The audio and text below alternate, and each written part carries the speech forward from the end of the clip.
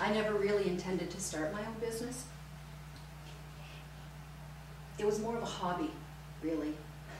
It was supposed to be a second income. Then again, I never planned on my marriage failing. I never planned on my son Justin and I having to live off my business. I mean, I think I was like a lot of other business owners. I had a technical skill, I was an event planner, and I thought that that was all I needed in order to be successful. I had no idea how to run a business. And I had no idea how to raise a 14-year-old son.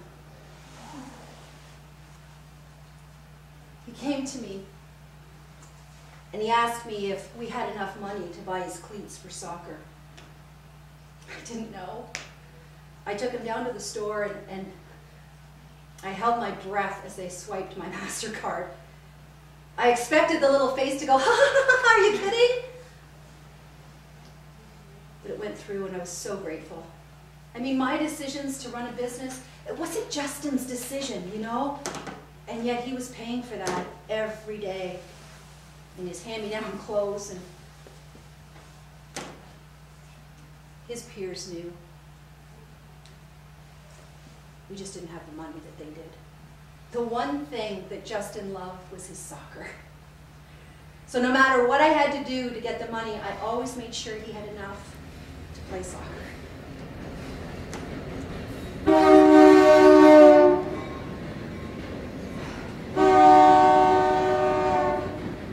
I'll never forget the day he came to me. And he said, "So Mom, when are you going to wake up and get a job? Because I'm tired of not having any money and I'm tired of being the butt of people's jokes at my school. And when are you going to face the fact that you don't have a clue about running a business?" Well, he was right. I didn't have a clue about running a business. I mean, what if I had invested all of those years and all of that time and I wasn't even doing the right thing?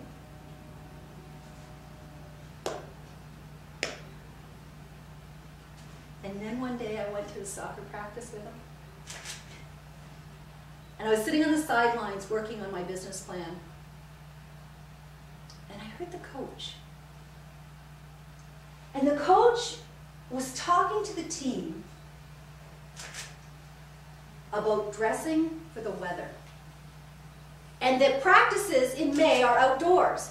And it could snow, it could rain, it could be 100 degrees. And if they weren't dressed for the weather, they weren't going to be able to play their best. It's an interesting concept, I thought. And I wondered if I was dressed for weather in my business. So, very much against the best wishes of my son, I went and I talked to the soccer coach and I said, "Do you mind if I listen to some of the things that you tell the boys? Because, you know, I'm working on my business plan and I think that you're saying some stuff that really makes a lot of sense to me." Justin was furious. "Can't you just leave me alone? You gotta follow me everywhere. You're creeping on my soccer team now? Are you hitting on my coach, Mom? Are you that desperate?" Little did he know I was just trying to figure it out. I didn't need his soccer coach to complicate my life. I just wanted some help. In a few practices later, the coach said, "You have to know all the positions on the team, but you can only play your own." That was brilliant. I took that little morsel back to my home team. And I determined that I needed everybody that I had hired, but they were doing the wrong job. And come to find out, so was I. So I did this personal SWOT analysis. I looked at my strengths, my weaknesses, the opportunities that my strengths brought to the business, and the potential threats that my weaknesses brought. It was amazing. The more the soccer practices, the better I like it, and I would take notes and I would listen so carefully to what the coach said. Because the truth was, I was running out of time.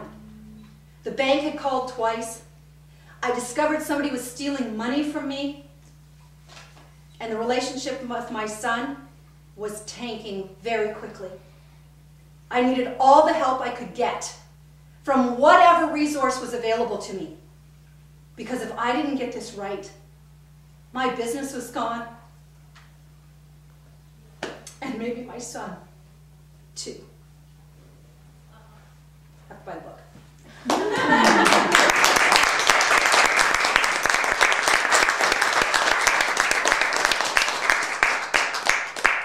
That, ladies and gentlemen, is a wrap. I want to thank you so much for coming and joining me this evening. Hopefully you got some additional information, maybe 1 or 2 tips that you're going to take with you tonight that you can apply to your personal life or your professional life. I'm not a stranger. You all know how to get a hold of me. Please don't hesitate to do so. And if you know of anyone that is looking for a speaker and you were convinced that I might know what I'm doing tonight, I would certainly appreciate the referral.